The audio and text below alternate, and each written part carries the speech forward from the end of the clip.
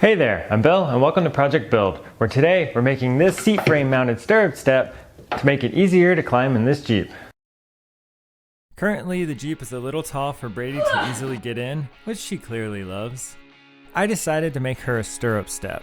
I took some polypropylene strapping, threaded it through the opening in the stirrup, and doubled it up.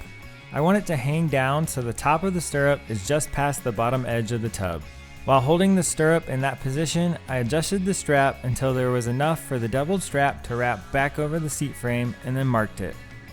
I cut the strapping at my mark and used a lighter to melt the ends and prevent them from fraying. I took the strap to my sewing machine, and with the strap still threaded through the stirrup, I attached the ends of the strap together with the straight stitch using upholstery thread. I then sewed down each end of the straps to attach the long edges together. I added a zigzag stitch across the straps just above the stirrup to reinforce that area, and then another about 5 inches from the end, which is right across where the strap will go under the seat frame. I cut off the excess thread and burned the ends. Back at the Jeep, I positioned the stirrup and marked the seat bolt location on the strap, and then folded it over to mark the other side where it will wrap around the frame.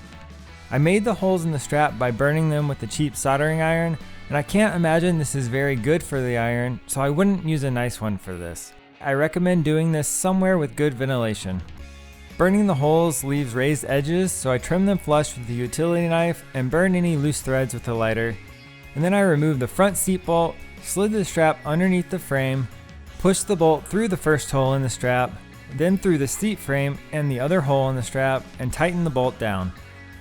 I wanted to give Brady something to hold onto when getting in and out of the Jeep, so I added a roll bar grab handle.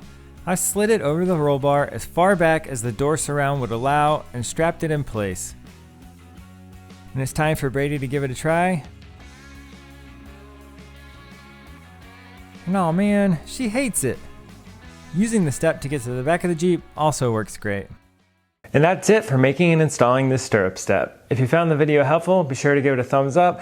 And if you're not already a subscriber, consider clicking the subscribe button below. And if you want to make a stirrup step like this one, all the tools and materials used are linked down in the video description. So until next time, go build yourself.